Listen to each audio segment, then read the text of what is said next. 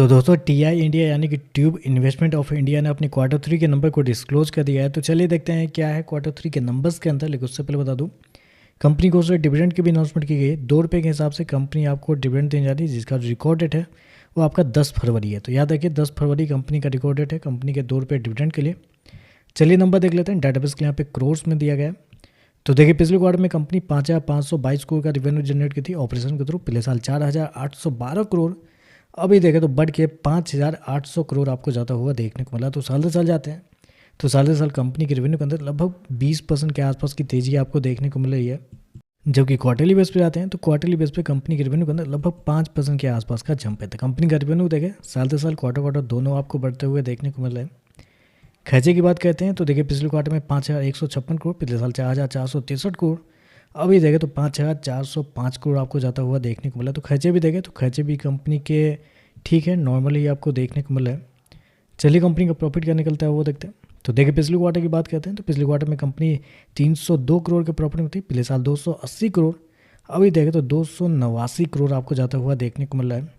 तो यहाँ पे देखते हैं तो यहाँ पे 20% का रेवेन्यू बढ़ने के बावजूद देखें तो कंपनी का प्रॉफिट साल से साल हल्का सा गिरता हुआ देखने को मिला है। डेढ़ मतलब आधे % के आसपास की गिरावट आपको देखने को मिली है। क्वार्टरली बेस पे जाते हैं तो क्वार्टरली बेस पे कंपनी का प्रॉफिट के अंदर अच्छी खासी गिरावट आपको देखने को मिली, लगभग 7% के आसपास की गिरावट है। तो कंपनी का प्रॉफिट गिर रहा है, उसके पीछे का रीज़न थोड़े बहुत कंपनी के एक्सेप्शनल आइटम भी कर सकते हैं, क्योंकि इस क्वार्टर में 57 करोड़ का कंपनी को नुकसान हुआ है एक्सेप्शनल आइटम के थ्रू, जिसकी वजह से प्रॉफिट गिरता हुआ देखने को मिला। लेकिन अगर ऑपरेटिंग प्रॉफिट भी देखने के लिए जाते हैं तो पिछले साल 426 करोड़, अभी 501 करोड़ के आसपास है। तो ऑपरेटिंग प्रॉफिट देखते हैं तो आपको बढ़ता हुआ देखने को मिल रहा है, लगभग 18% के आसपास का जंप आपको देखने को मिला ऑपरेटिंग प्रॉफिट के अंदर। जबकि क्वार्टरली बेस पे जाते हैं तो यहाँ पे भी कंपनी का ऑपरेटिंग प्रॉफिट बढ़ता हुआ देखने लगभग 9% के आसपास की तेजी है। तो कंपनी का ऑपरेटिंग प्रॉफिट साल से साल क्वार्टर दोनों आपको बढ़ता हुआ देखने को मिला है।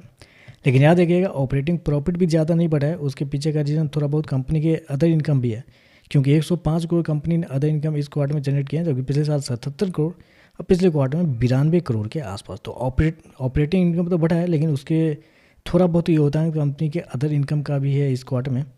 चलिए कंपनी का ईपीएस क्या है वो देखते हैं। तो देखिए पिछले क्वार्टर में कंपनी का ईपीएस लगभग 9 रुपये 65 पैसे था। पिछले साल 10 रुपये 1 पैसे, अभी देखें तो 8 रुपये 57 पैसे आपको जाता हुआ देखने को मिल रहा है। तो ओवरऑल देखा जाए तो नंबर थोड़े से मिक्स नंबर आप कहेंगे। कंपनी के रेवेन्यू अच्छे हैं, रेवेन्यू आपका साल से साल क्वार्टर दोनों आपको बढ़ता हुआ देखने को मिल रहा है। लेकिन कंपनी के नेट प्रॉफिट आपको देखें तो साल से साल गिरते हुए देखने को, क्वार्टरली बेस पे भी गिरते हुए देखने को मिला। ऑपरेटिंग प्रॉफिट बढ़ता हुआ देखने को मिल रहा है, लेकिन थोड़ा बहुत अदर इनकम का भी योगदान है इसमें। तो देखते हैं मार्केट इस पर कैसे ये कहता है। वीडियो पसंद आया तो लाइक कीजिएगा, साथ में साथ चैनल को सब्सक्राइब जो कीजिएगा। धन्यवाद।